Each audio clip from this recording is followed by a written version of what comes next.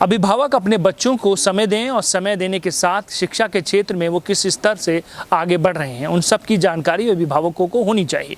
इन सभी बातों को ध्यान में रखकर गांधीनगर पब्लिक स्कूल में अभिभावक कार्यशाला का आयोजन कराया गया, जिसमें प्रधानाचार्य शशि शर्मा ने सभी अभिभावकों से अपील की है कि आप अपने बच्चे की सभी गतिविधियों पर ध्यान दें। ऐसा देखा गया है कि बच्चों पर ध्यान न देने की वजह से बच्चे कई बुरी आदतों का शिकार हो जाते हैं। यदि हम बच्चों की हर गतिविधि पर ध्यान देंगे तो बच्चे शिक्षा के क्षेत्र में आगे बढ़ते हुए दिखाई देंगे। मुरादाबाद के हरपाल नगर स्थित गांधीनगर पब्लिक स्कूल में सक्सेसफुल पेरेंटिंग सफल परवरिश पर कार्यशाला का आयोजन किया गया तथा 6 से 8 तक की कक्षाओं के छात्र छात्राओं के लिए सुलेख प्रतियोगिता व कक्षा 9 के छात्र छात्राओं के लिए एक्सटेम्पोर प्रतियोगिताएं कराई गयी। सक्सेसफुल पेरेंटिंग कार्यशाला की रिसोर्स पर्सन की भूमिका गांधीनगर पब्लिक स्कूल के प्रधानाचार्य शशि शर्मा ने निभाई। कार्यशाला सुबह 8 बजे से 10 बजे तक एवं 11 बजे से 1 बजे तक चली, जिसमें कक्षा प्रथम से कक्षा 3 तक के अभिभावकों ने प्रतिभाग किया।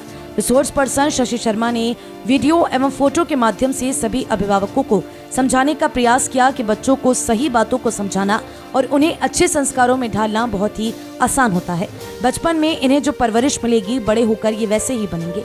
बच्चों की परवरिश को माता पिता की सबसे बड़ी जिम्मेदारी कहा जाता है।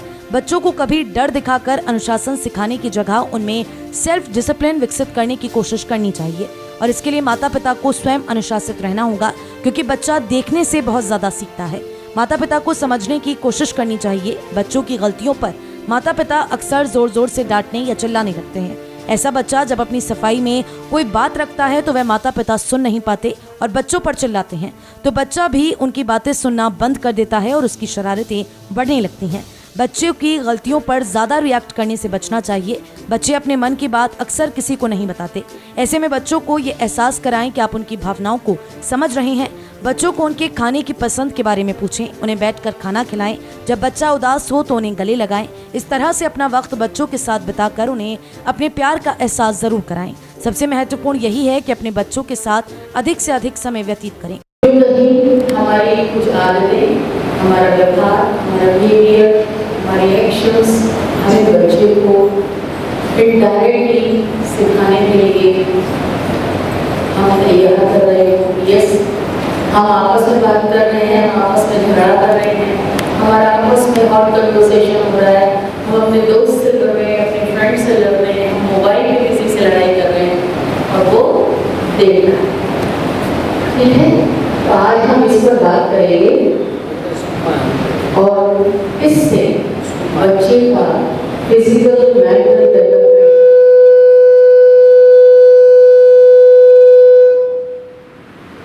इससे बच्चे का फिजिकल मेंटल डेवलपमेंट होता है, साथ ही उसकी हैबिट्स जनरेट होती है और हैबिट्स बचपन से शुरू हो जाती है।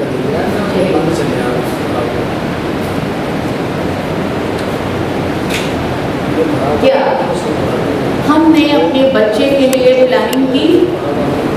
होता क्या है हमारे इंडिया में स्पेशली, जब शादी करनी होती है तब भी पेरेंट्स बच्चे पर दबाव बनाते हैं, अरे भाई शादी कर लो, बहुत बड़े हो गए, तुम्हारी उम्र बहुत हो गई, चलो अब शादी कर लो।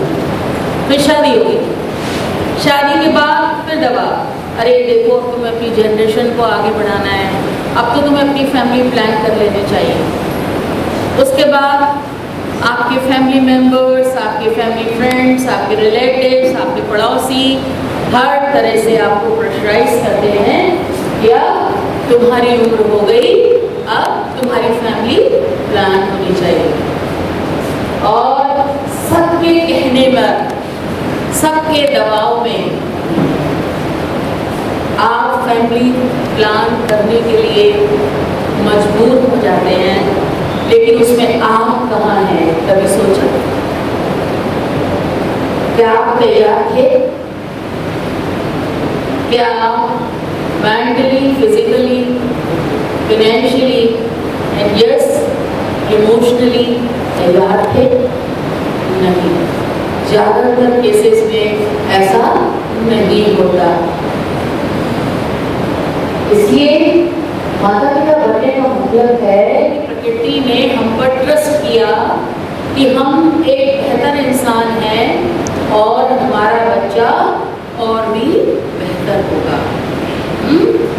इसलिए हम मानते हैं और हमें सोचना चाहिए कि हम फैमिली तक प्लान करें जब हम फिजिकली स्ट्रांग हो, हमें कोई बीमारी ना हो, हम मानसिक रूप से और इमोशनली स्ट्रांग हो कि यस आई एम फिट, मैं खुश हूँ, and yes of course financially ये बहुत बड़ा एस्पेक्ट है। हमारे पास फाइनेंस नहीं है, पैसा नहीं है, किसी तरह प्रेशर में आके हमने शादी कर ली, फिर हम फैमिली को आगे चलाने लगे और कुछ फाइनेंस मेंटेन किया, लेकिन फैमिली प्लान करने के लिए तो हमारे पास बजट ही नहीं है, हमने उसकी प्लानिंग नहीं की। मान लो कोई क्राइसिस आ गई, कोई प्रॉब्लम आ गई, जनरली नहीं आती लेकिन हमें तैयार रहना चाहिए। उसके लिए हम पैसा कहाँ से लाएंगे, तो हमने इसकी प्लानिंग की